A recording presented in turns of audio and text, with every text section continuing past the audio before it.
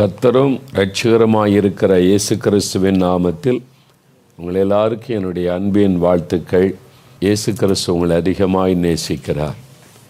இந்த நிகழ்ச்சியை பார்த்து கொண்டிருக்கிற நீங்கள் எந்த ஊரில், எந்த தேசத்தில், எந்த இடத்துல இருந்து இந்த நிகழ்ச்சியில் பங்கு பெற்று கொண்டிருந்தாலும் இயேசு உங்கள் பக்கத்தில் இருக்கிறார். உங்கள் மேல் அதிக அன்பு வைத்து உங்களுக்கு ஒரு அற்புதம் செய்வதற்காகத்தான் இந்த நிகழ்ச்சியை ஆண்டவர் ஏற்படுத்தி இருக்கிறார். வேத புஸ்தகத்திலிருந்து ஒரு வசனத்தை நாம் இன்றைக்கு தியானித்து ஜெபிக்க போகிறோம். வேத புஸ்தகத்தில் ஏசாயா 38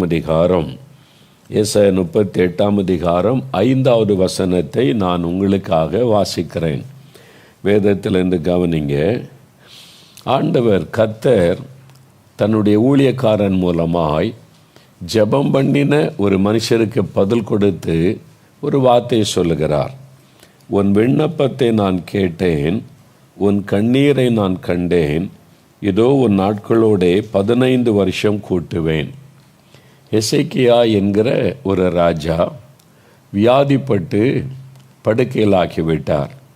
ஒரு தேசத்தின் ராஜா வியாதிப்பட்டால் எவ்வளவு மருத்துவர்களை வர வச்சிருப்பாங்கல்ல. தேசம் முழுவதும் இருக்கிற மருத்துவர்களை வர வைத்து மருத்துவம் செய்திருப்பாங்க. ஆனால் அந்த வியாதி சுகமாகவில்லை. அந்த வியாதி அவரை மரணப்படுக்கையில் ஆக்கிவிட்டது. மருந்துகள் வேலை செய்யலை, மருத்துவத்தால் குணமாக்க முடியவில்லை. அப்போது தேவன் தம்முடைய தீர்க்கதரிசியை அனுப்புகிறார். உன்னுடைய கடைசி காலம் வந்துவிட்டது, மரண நேரம் நெருங்கிவிட்டது, நீ வீட்டு காரியத்தெல்லாம் ஒழுங்குபடுத்து என்பதாய் சொன்னபோது அவர் தேவ சமூகத்தில் கண்ணீர் விட்டு அழுது ஜெபித்தாராம். 3ஆம் வசனத்தில் எசேக்கியா மிகவும் அழுதான். ஒரு தேசத்தின் ராஜா, தேவனுக்கு பயந்து நடந்தவர். நான் உமக்கு முன்பாக உண்மையாக இருந்தனே, உத்தமமாக நடந்தனே, நான் நியாயக்கேடு ஒன்று செய்யலையே ஆண்டவரே என்று சொல்லி மிகவும் அழுது அவர் ஜெபித்தார். ஆண்டவர் அந்த கண்ணீரை பார்த்த உடனே அவருடைய இருதயம் உருகிற்று. ஆண்டவர் நம்முடைய கண்ணீரை பார்த்து மனது உருகுகிற ஒரு தேவன். அதனால் ஆண்டவர் என்ன செய்தி சொல்லுகிறார்? உன் கண்ணீரை நான் கண்டேன், என் மகனே, உன் கண்ணீரை நான் கண்டேன், அதனால் நான் உன்னை குணமாக்குவேன் அப்படின்னு சொல்லி அந்த மரண படுக்கையை மாற்றி அவரை சுகமாக்கின சம்பவம் தான் இங்கே எழுதப்பட்டிருக்கிறது. இன்றைக்கு ஆண்டவர் உங்களை பார்த்து சொல்லுகிறார், என் மகனே, உன் கண்ணீரை நான் கண்டேன், என் மகளே, உன் கண்ணீரை நான் கண்டேன். அவர் கண்ணீரை காண்கிற ஒரு தேவன். அநேக ஆண்டுகளுக்கு முன்பாக நான் மதுரை பட்டணத்திற்கு ஊழியத்திற்காக நாங்கள் சென்றிருந்தோம். பசுமலை என்று ஒரு இடம் இருக்கிறது. நம்முடைய அன்பு சௌர அப்பாதுரை அவருடைய மாமனார் வீடு அங்கே தான் இருக்கிறாரு. அவங்க வீட்டில் தான் நாங்கள் தங்கியிருந்து அங்கே ஊழியங்களை நிறைவேற்றி கொண்டிருந்தோம். பசுமலையில் ஒரு சிஎஸ்சி ஆலயம் இருக்கிறது. ஞாயிற்றுக்கிழமை காலை ஆராதனையில் அங்கே செய்தி கொடுக்க ஒழுங்கு செய்திருந்தார்கள். அந்த ஆலயத்தில் நான் பிரசங்கத்தை முடித்து இரவு கூட்டம் இருக்கிறபடியினால் ஜெபிக்க வேண்டும் என்று அவசரமாய் ஆலயத்தின் பின்வாசல் வழியாக வேகமாய் வீட்டுக்கு நடக்க ஆரம்பித்தேன். நான் நடந்து வேகமாய் வந்து கொண்டிருக்கும்போது ஒரு மனிதர் வந்து எனக்கு குறுக்கே நின்று என்னை நிறுத்தினார். அவர் என்னை நிறுத்தினோன்னு கொஞ்சம் எனக்கு வருத்தமாகத்தான் இருந்தது. ஆனால் அவரை நோக்கி பார்த்தேன், யார் இந்த மனிதர், எதற்காக நிறுத்துகிறார் என்று. சோகத்தோட கண்களிலே கண்ணீர் பெருக்கெடுக்க ஒரு மனிதர் நின்று கொண்டிருந்தார். துக்கத்தோடு வந்த ஒரு மனிதர். அப்போ என்ன பிரதர் என்பதாய் நான் கேட்டேன். அவருடைய முக ரூபமும் அந்த துக்கமும் கண்ணீரும் என்னை நிற்க பண்ணிவிட்டார். அவர் அழுது கொண்டே ஒரு காரியம் சொன்னார், வேதனையோடு கூட. நான் எல்லாத்தையும் இழந்துட்டேன், பிஸ்னஸ் போச்சு, வருமானம் போச்சு, ஒன்றுமே இல்லை, கடன்காரங்க நெருக்கிறாங்க, என்ன பண்ணுறதுன்னு தெரியல, ஒன்றுக்கும் வழியில்லாத நிலைமையில், என்ன பண்ணுவதுன்னு தெரியாத நிலைமையில் நான் வந்து நிற்கிறேன், எனக்கு என்ன செய்கிறதுன்னே தெரியலையே, இந்நெக்கட்டிலிருந்து எப்படி நான் வெளியே வரப்போறேன்னு தெரியலையே, ஒரு வழியும் தெரியலை, எனக்காக ஜெபம் பண்ணுவீங்களான்னு சொல்லி அவர் கேட்டபொழுது அவருடைய கண்களிலே கண்ணீரோடு நின்ற ஒரு மனிதர். அவருடைய கண்ணீர் என் உள்ளத்தை பாதித்தது. ஆகவே அவருடைய தோள் மீது கை வைத்து நான் ஜெபிக்க ஆரம்பித்த போது அவருக்குள்ளிருந்த அந்த பாரத்தை ஆவியானவர் எனக்குள்ளே கொண்டு வந்தார். ஆகவே கண்ணீரோடு ஆண்டவரை பார்த்து, ஆண்டவரை கண்ணீரோடு ஒரு மகன் வந்து நிற்கிறாங்க, நீங்கள் அற்புதம் செய்யுங்க, அவனுடைய கண்ணீரை மாற்றுங்க அப்படின்னு சொல்லி ஒரு ஜெபம் பண்ணி விட்டு வேகமாய் நான் கடந்து போய்விட்டேன். சுமார் ஒரு 6 மாதம் இருக்கும். மறுபடியும் ஒரு முறை அந்த மதுரை பட்டணத்தில் இன்னொரு ஊழியத்துக்காக நான் போயிருந்தேன். அப்பொழுது அங்கே தான் நாங்கள் தங்கியிருந்தோம். ஞாயிற்றுக்கிழமை ஆராதனையில் செய்தி கொடுக்க மறுபடியும் என்னை அழைத்திருந்தார்கள். அந்த ஆலயத்தில் பிரசங்கம் முடித்து அதே மாதிரி பின்வாசல் வழியாய் நான் வந்து கொண்டிருக்கும்போது ஒரு மனிதர் வந்து என்னை தடுத்து நிறுத்தினார். நீங்கள் யார் பிரதர் என்னவென்று கேட்டேன். 6 மாதத்துக்கு முன்னால் இதே இடத்துல கண்ணீரோடு ஒரு மனிதர் வந்து நின்றபோது நீங்கள் ஜெபம் பண்ணினீங்களே. ஆமாம், எனக்கு ஞாபகம் இருக்குது, இந்த இடத்துல தான் அவர் என்னை நிறுத்தி கண்ணீரோடு நின்றார். அது நான் தான். எனக்கு என்ன உங்களுக்கு அடையாளம் தெரியலையா? நான் தான் அது. அன்றைக்கி கண்ணீரோடு வந்து நின்றேன், இன்றைக்கி மகிழ்ச்சியோடு வந்திருக்கிறேன், நான் சந்தோஷமாய் வந்திருக்கிறேன். என்ன காரியம் என்று கேட்டேன். அன்றைக்கி நீங்கள் கண்ணீரோடு எனக்காக ஜெபம் பண்ணிட்டு போயிட்டீங்க. ஆண்டவர் என் வாழ்க்கையில் பெரிய அற்புதத்தை செய்தார். ஆண்டவர் கிரகிக்க முடியாத காரியத்தை செய்தார். நான் இழந்து போன தொழிலை திரும்ப கொடுத்தார், இழந்து போன வருமானத்தை திரும்ப கொடுத்தார். இன்றைக்கு ஒரு நாளைக்கு ஆயிரக்கணக்காய் சம்பாதிக்கிற அளவிற்கு கர்த்தர் என்னை ஆசீர்வதித்து உயர்த்தி இருக்கிறார். என் துக்கத்தை அவர் மாற்றிவிட்டார், என் கண்ணீரை துடைத்து விட்டார். இதை உங்களிடத்தில் சொல்லிவிட்டு போவதற்காகத்தான் நான் இங்கே உங்களுக்காய் காத்திருந்தேன் என்று சொன்னார். சில மாதங்களுக்கு முன்பாய் அதே இடத்துல கண்ணீரோடு பார்த்த அந்த மகன் இப்பொழுது களிப்பாய் சந்தோஷமாய் வந்து நெருக்கிறதை பார்த்து ஆண்டவருக்கு நான் நன்றி சொன்னேன். காரணம் என்ன? அந்த மகனுடைய கண்ணீரை இயேசு கண்டார். அந்த இடத்தில் நின்று அவர் வடித்த கண்ணீரை இயேசு கண்டார். அந்த கண்ணீரை மாற்றுவதற்கு இயேசு அற்புதம் செய்தார். இன்றைக்கு எனக்கு பிரியமானவர்களே, கண்ணீரோடு நிற்கிறீங்கல்ல, ஏதோ ஒரு காரியத்தை குறித்த உள்ளத்தில் ஒரு வேதனை, அழுகை, வெளியே சொல்ல முடியல, சில பாரங்களை, வேதனை தாங்க முடியலை, உன்னுடைய இருதயத்தில் கண்ணீர் அழுது கொண்டிருக்கிற ஒரு சூழ்நிலை. ஒரு சமயம் ஒரு சகோதரி என்னை சந்திக்கும் போது சொன்னாங்க, ஐயா, அழுது அழுது அழுது என் கண்ணில் கண்ணீர் எல்லாம் வற்றி போய்விட்டார், இதற்கு மேல் கண்ணீர் இல்லை, நான் அழுதா கூட கண்ணீர் வரமாட்டேங்குது, எல்லாம் வற்றி போய்விட்டார். அவ்வளவாய் கண்ணீர் வடிக்கிற மக்களும் இந்த உலகத்தில் இருக்கிறாங்க. நீங்கள் இன்றைக்கி ஏதோ ஒரு காரியத்துக்கு அழுது கொண்டு இருக்கிறீங்க. ஒருவேளை வியாதி நிமித்தம், ஒரு கடன் பிரச்சனை நிமித்தம், உங்களுடைய கணவர் நிமித்தம், பிள்ளைகள் நிமித்தம், உங்களுக்கு வந்திருக்கிற ஒரு நெருக்கத்தின் நிமித்தம், ஒரு அவமானத்தின் நிமித்தம், இந்த காரியெல்லாம் தடைப்பட்டு போகுதே, இத்தனை சிறுமைக்கு நடுவில் இருக்கிறோமே என்கிறதின் நிமித்தம் ஏதோ ஒரு பாதிப்பு உங்களுடைய உள்ளத்தை பாதிக்கிறதுனால உங்களுடைய இருதயம் அழுது கொண்டிருக்கிறது. ஒருவேளை வெளியில் எல்லாருக்கும் முன்னாலும் அழ முடியாதபடி இரவு படுக்கையை உங்களுடைய கண்ணீரினால் நனைத்து கொண்டிருக்கிறீர்கள்.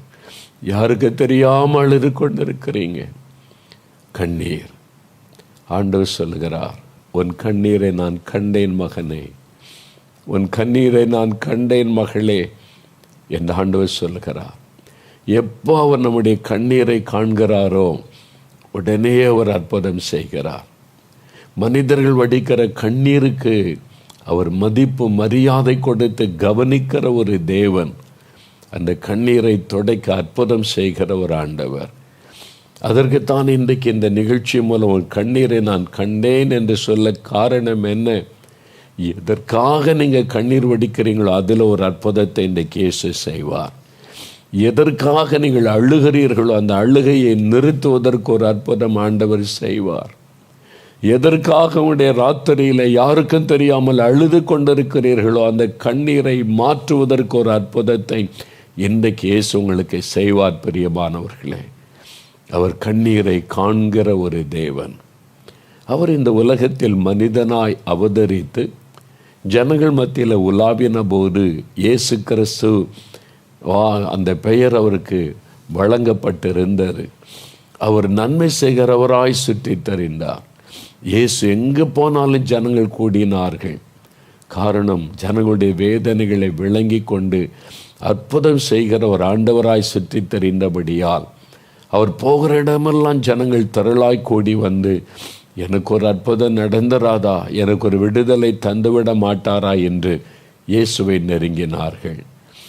ஆண்டவரும் ஜனங்களுக்கு நன்மை செய்து அவருடைய கண்ணீரை துடைத்து மகிழ பண்ணினார் என்பதாக வேதத்திலே பார்க்க முடியும். அப்படி இயேசு கிறிஸ்து கண்ணீர் வடித்த சில மக்களுக்கு ஆண்டவர் செய்த சில அற்புதங்கள் வேதத்தில் எழுதப்பட்டிருக்கிறது. அந்த அற்புதங்களில் ஒரு 3 காரியங்களை, அந்த நிகழ்ச்சிகளை வேத புஸ்தகத்திலிருந்து நான் உங்களுக்கு சொல்ல விரும்புகிறேன். ஆண்டவர் என்ன நடந்தது, யார் அது கண்ணீர் வடித்தது, அந்த கண்ணீருக்கு ஆண்டவர் என்ன செய்தார், இன்றைக்கு உங்களுக்கு என்ன செய்வார் என்பதை அறிந்து கொள்ளும்படி இந்த வசனத்திலிருந்து நான் உங்களுக்கு சொல்லி அதன் பிறகு நாம் ஜெபிக்க போகிறோம்.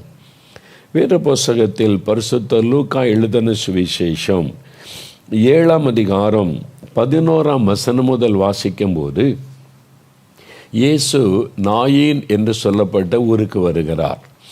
அந்த ஊருடைய பெயர் நாயின் என்பது. இப்பவும் அந்த ஊர் இருக்கிறது.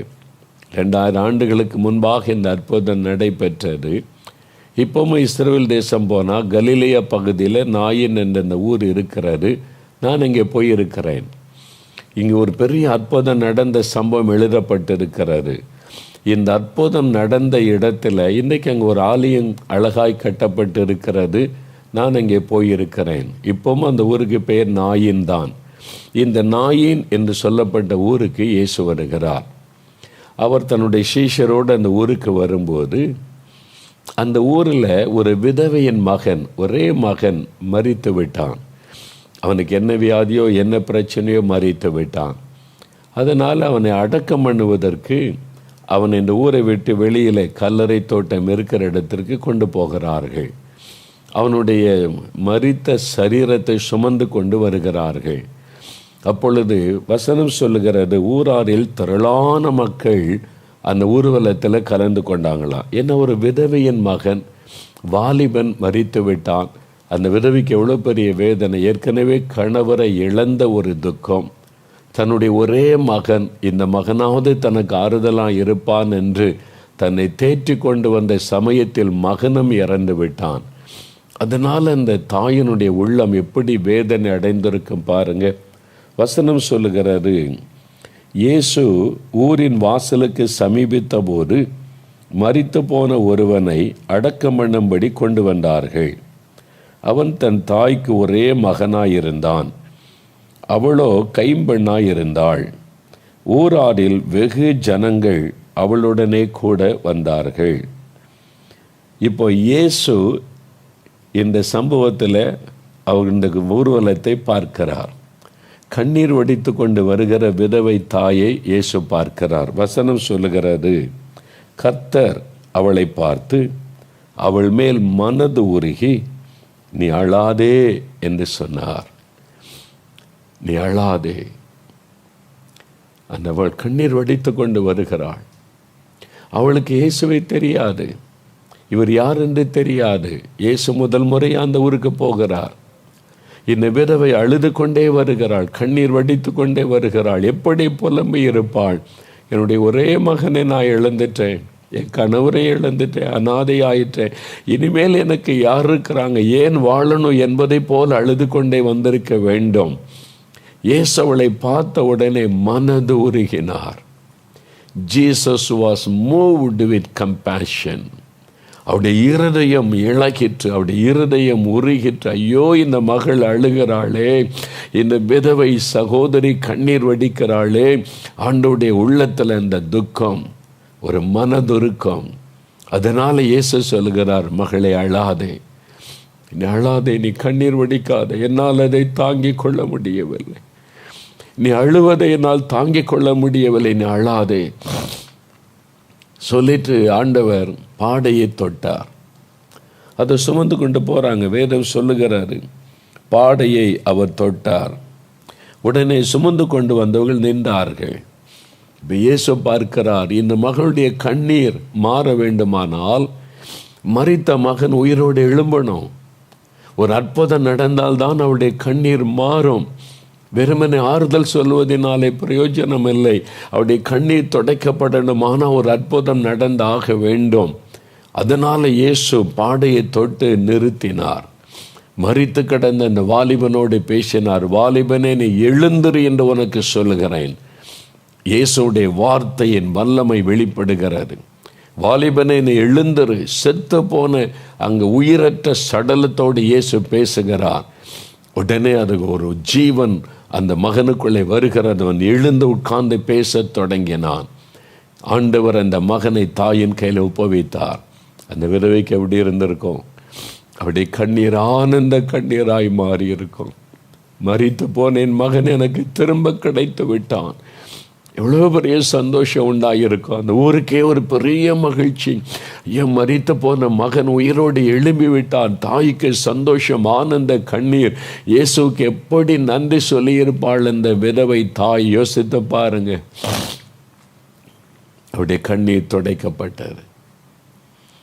அதே இயேசு இன்றைக்கு உங்களை சந்தித்து கொண்டிருக்கிறார். ஏன்னா நீங்கள் அழுது கொண்டிருக்கிறீங்க, இருதயத்தில் அழுது கொண்டிருக்கிறீங்க. யாருக்கு தெரியாதபடி உங்களுடைய இருதயம் கதறி கொண்டிருக்கிறது, அல்லது தெரிந்தே உங்களுடைய கண்களிலே கண்ணீர் வடிந்து கொண்டிருக்கிறது. இயேசு இன்றைக்கு உங்களை சந்தித்து கொண்டிருக்கிறார். உங்களுடைய கண்ணீரை மாற்ற ஒரு அற்புதம் செய்வதற்கு தான் இன்றைக்கு உங்களோடு அவர் பேசுகிறார். உன் கண்ணீரை நான் கண்டேன். அந்த விதவியனுடைய கண்ணீரை கண்ட ஆண்டவர், உன் கண்ணீரை நான் கண்டேன் மகளே, கண்டேன் மகனே என்று ஆண்டவர் சொல்லுகிறார். அநேக ஆண்டுகளுக்கு முன்பாக என் ஊழியத்தின் ஆரம்ப காலம், முதலாவது இந்த ஊழியத்தில் கட்டப்பட்டது தேவனுடைய வீடு. 3000 பேர் உட்கார்ந்து ஜெபிக்கக்கூடிய தேவனுடைய வீடு என்ற ஒரு கட்டடம் இங்கே இருக்கிறது. இயேசுடைய சொந்தமானது. சகோதரர் டிஜேசி தினகரன் தான் வந்து அதை பிரதிஷ்டை பண்ணி கொடுத்தார்கள். அதில் தான் திறப்பின் வாசல் ஜபம், உபவாச ஜபம் எல்லாமே நடைபெறும். ஒரு ஜனவரி மாதம் 1 தேதியில் வாக்குத்தத்த ஆசீர்வாத கூட்டம் நடைபெற்றது. அது மாலை வரைக்கும் 1 மணிலேருந்து நடக்கும். எல்லாம் முடிந்த பிறகு எல்லாருக்கும் ஜபம் பண்ணி முடிக்க ரொம்ப நேரமாகிவிடும். அன்றைக்கு அவ்வளோ ஊழியங்கள், ஜபம், ரொம்ப டயர்டாயிரும். இரவு நான் தூங்கி கொண்டிருக்கும் போது நடு இரவு நேரம் என்னுடைய ஊழியத்தை சார்ந்த சகோதரர்கள் வந்து கதவை தட்டினாங்க. நடுராத்தில் கதவு தட்டுறாங்களே. எழுந்து வந்து என்னவென்று விசாரித்த போது ஒரு சகோதரி ஒரு குழந்தையோடு வந்து நிற்கிறாங்க. அந்த குழந்தை ஏற்கனவே மரிச்சிட்ட மாதிரி இருக்குது, ஒரு மரண போராட்டத்தில் இருக்குது. ஜெபம் பண்ண முடியுமான்னு கேட்குறாங்க. அதனால தான் நாங்கள் உங்களை எழுப்பினோன்னு சொன்னாங்க. நான் அது சரீரம் களைப்பாயிருந்தது. ஆனால் கண்ணீரோடு ஒரு சகோதரி ஒரு ஆபத்தான நிலைமையில குழந்தையை கொண்டு வந்திருக்கிறாங்கன்ன உடனே ஆண்டவர் எனக்குள்ளே ஒரு பாரத்தை உண்டாக்கி போய் ஜெபம் பண்ணு என்று ஒரு ஏவுதலை உண்டாக்கினார். சரி, நான் ரெடி ஆகிட்டு வரேன்னு சொல்லி உடை மாற்றிக்கொண்டு நான் போனேன். பைபிள் எடுத்துக்கொண்டு தேவனுடைய வீட்டில் அவங்க நின்று கொண்டிருந்தார்கள். அங்கே ஒரு சகோதரி, அவருடைய கையில் ஒரு அழகான பெண் குழந்தை. ஆனால் அந்த குழந்தையை நான் பார்க்குறேன், அது பேச்சு மூச்சு இல்லை, ஏற்கனவே மரிச்சிட்ட மாதிரி அப்படியே கையெல்லாம் தொங்குது. அப்படியே இந்த தொண்டையில் உயிர் ஊசலாடுதுன்னு சொல்லுவாங்கள்ல, தொண்டையில் துடிச்சிக்கிட்டு இருக்குன்னு. அவ்வளோதான். அந்த சகோதரனை கண்ட உடனே எனக்கு முன்னால் குழந்தையை கீழே தரையில் வைத்தார்கள். நான் இந்த பக்கமாக முழங்கால் படியிட்டோம். எங்களுடைய ஊழியத்தில் 2-3 சகோதரர்களும் முழங்கால் படியிட்டாங்க. அந்த தாய், அந்த குழந்தையினுடைய தாய் அங்கே முழங்கால் படியிட்டாங்க. அவங்க கூட சில உறவினர்கள்லாம் வந்திருந்தாங்க. எல்லாரும் முழங்கால் படியிட்டாங்க. என்ன காரியம் என்று கேட்டேன். அவங்களும் இந்த கூட்டத்துக்கு வந்திருக்கிறாங்க 1ஆம் மீட்டிங்க்கு. திடீர்னு மாலை நேரத்தில் இந்த குழந்தை பாதிக்கப்பட்டது. ஆஸ்பத்திரி கொண்டு போனாங்க சாத்தாங்குளத்தில்.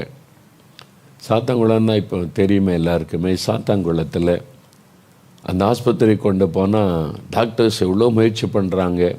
சில மணி நேரங்கள் ஆஸ்பத்திரியில் வைக்கப்பட்டிருந்தார். கடைசியில் டாக்டர்ஸ் சொல்லிட்டாங்க, இந்த குழந்தை இங்கே வச்சுருந்தா நம்ம இதுக்கு மேலே மருத்துவம் செய்ய வழி கிடையாது, பெரிய ஆஸ்பத்திரி கொண்டு போகணும். பாளையங்கோட்டையில் தான் அந்த பெரிய ஆஸ்பத்திரி இருக்கிறாரு. அதனால சொல்லிட்டாங்க, இனி குழந்தைங்க கவனிக்க முடியாது, ரொம்ப சீரியஸ் ஆயிட்டு, நீங்கள் பாளையங்கோட்டைக்கு கொண்டு போயிருங்கன்னு சொன்ன உடனே அவங்க ஆயத்தப்பட்டு கொண்டிருக்கும் போது அந்த நர்ஸு சகோதரி வந்து சொன்னாங்க, நீங்கள் பாளையங்கோட்டை கொண்டு போக வரைக்கும் குழந்தை தாங்காது, போகிற வழியிலேயே மரித்து விடும், அவ்வளோ சீரியஸாக குழந்தை இருக்குது, அதனால் யோசித்து கொள்ளுங்கன்னு சொல்லிட்டாங்க. இந்த தாய்க்கு எவ்வளோ பெரிய வேதனையில் குழந்தை சாக போகிறது, இனி காப்பாற்ற வழி இல்லைன்ற ஒரு சூழ்நிலை. யோசித்தாங்க, இவ்வளோ தூரம் பாளையங்கோட்டைக்கு நம்ம போய் கொண்டு போகிறதுக்குள்ளே குழந்தை மறிச்சிடும்னா என்ன செய்கிறது, எங்கே கொண்டு போகிறது? இயேசுகிட்ட போயிடலாம், அவருடைய பாதத்தில் போயிடலாம். குழந்தை தூக்கி கொண்டு 4 மாடி கோடி வந்தார்.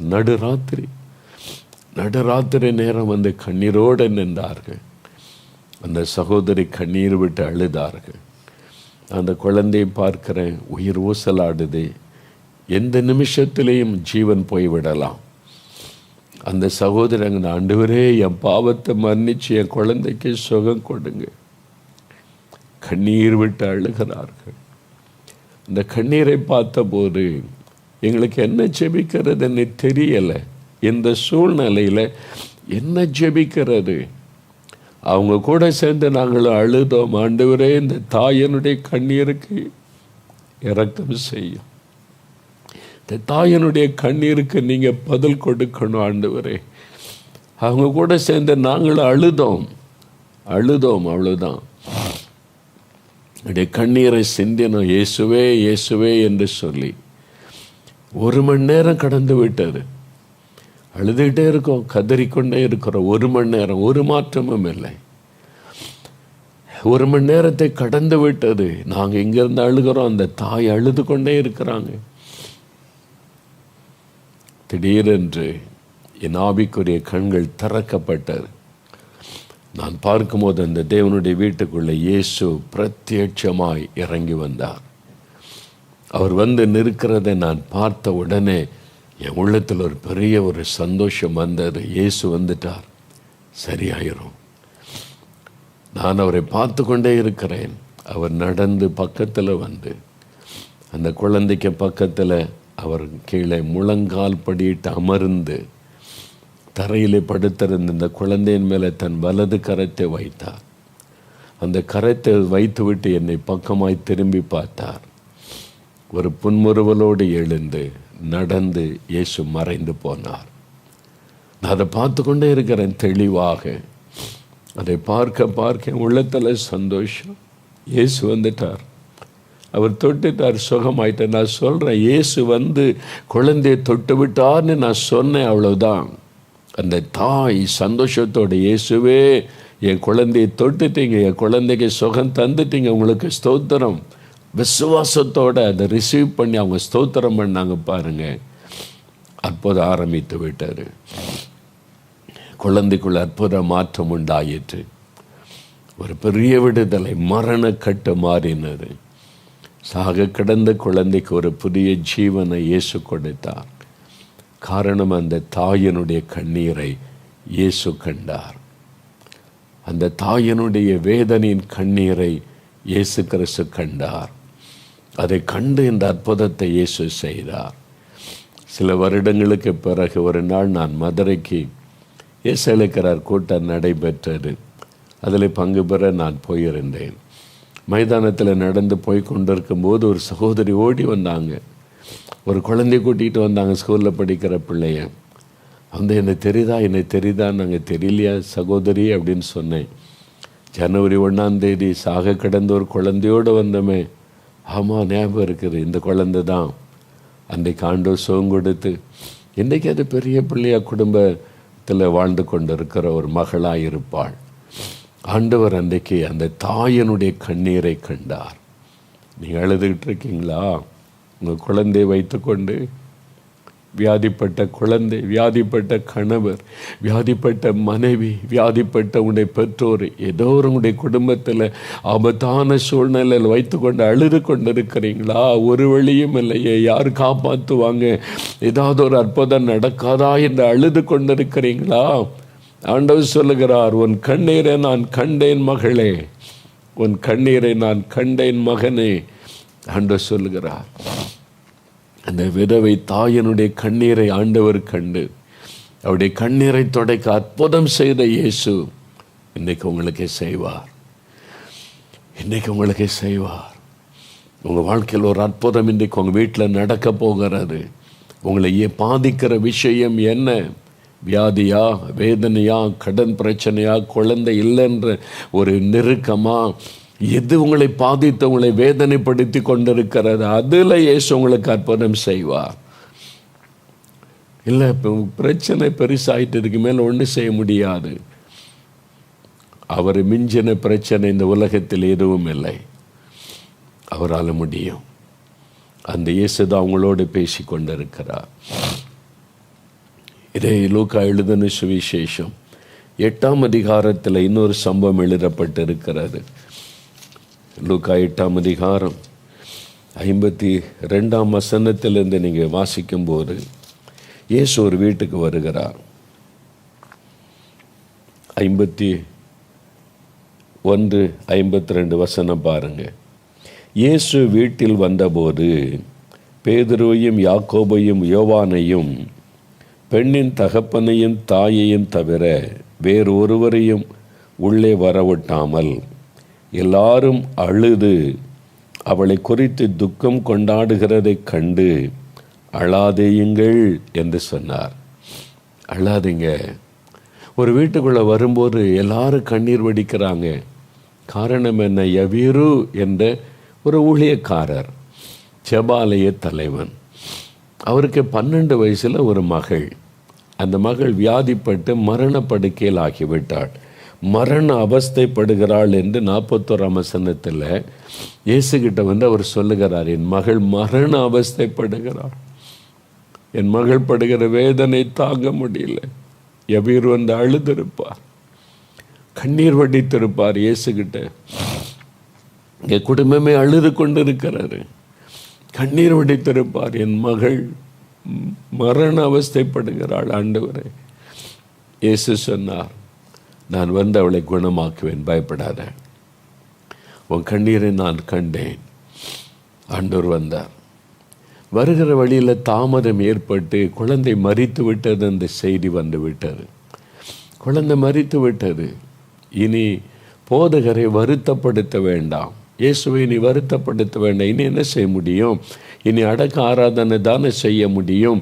குழந்தை உயிரோடு இருந்தால் அவர் வந்து ஏதாவது அற்புதம் செய்ய முடியும். குழந்தை மரித்து விட்டார், இனிமே அவ்வளவுதான். அப்போ இயேசு சொல்கிறாரு, யவீரு பயப்படாத, விசுவாசம் உள்ளவனாயிரு. நீ என்கிட்ட வந்து கண்ணீர் வடிச்சல்ல, குழந்தை இறந்தா என்ன, நான் உனக்கு அற்புதம் செய்வேன், நீ பயப்படாத, விசுவாசம் உள்ளவனாயிரு. அதுதான் இயேசு சொன்னார். யவீரு இயேசுவை வீட்டுக்கு அழைச்சிட்டு போன எல்லாம் அழுகிறாங்க, தாய் அழுகிறாங்க, உறவினர்கள் அழுகிறாங்க. ஒரே குழந்தை மறிச்சுட்டே, நீ ஊழியெல்லாம் செய்தியாப்பா, ஜபாலயத்தெல்லாம் கவனிச்சு கத்தருக்காகத்தானே எல்லாம் செய்கிற, அந்த கத்தர் உன்னை கைவிட்டுட்டாரா, மறந்துட்டாரா, நீ செய்கிற ஊழியத்தில் அவர் நினைக்கலையா, அப்படிலாம் சொல்லி அழுதுருப்பாங்க உறவினர்கள், மற்றவர்கள். ஒரே குழந்தை, இந்த தாய் எப்படி தேற்றி இருக்க முடியும்? இயேசு வந்து அந்த கண்ணீரை பார்த்த உடனே முதலாவது சொல்லுகிறார், அழாதீங்க, டோன்ட் க்ரை, அழாதீங்க, நான் வந்துட்டேன்ல, நான் வந்துட்டேன், நீங்கள் அழாதீங்க, உங்கள் கண்ணீரை பார்த்துட்டேன், நீங்கள் அழுதையினால் தாங்கிக் கொள்ள முடியாது, அழாதீங்க. ஆண்டவர் அந்த குழந்தையினுடைய கையை பிடித்து தூக்கினார். இயேசு தொட்ட உடன் மரித்து கிடந்த அந்த சரீரத்திற்குள்ளே ஜீவன் வந்தது, உயிர் வந்து விட்டது. மரித்து போன அந்த மகள் உயிரோடு கூட எழுந்து அந்த பெற்றோருடைய உள்ளத்தில் ஒரு பெரிய சந்தோஷத்தை கொண்டு வந்தாள். இயேசு மரித்து போன மகளை உயிரோடு எழுப்பி அந்த தாய் தகப்பனுடைய கண்ணீரை ஆண்டவர் துடைத்தார். அந்த பெற்றோருடைய கண்ணீரை துடைத்தார். எனக்கு அன்பானவர்களே, என் பிள்ளை பாவத்தில் அழிஞ்சு கொண்டிருக்கிறானே, என் பிள்ளை இப்படி பாவத்தில் ஆத்மாவை கெடுத்து அவனுடைய வாழ்க்கையை சீரழித்து கொண்டிருக்கிறானேன்னு அழுது கொண்டிருக்கலாம். பாவத்தில் மரித்து கிடக்கிறவனுடைய பிள்ளைக்காக அழுது கொண்டிருக்கலாம், அல்லது வியாதியில் மரித்து கொண்டிருக்கிற பிள்ளைக்காக அழுது கொண்டிருக்கலாம். ஆண்டவர் உன்னுடைய கண்ணீரை பார்க்கிறார்.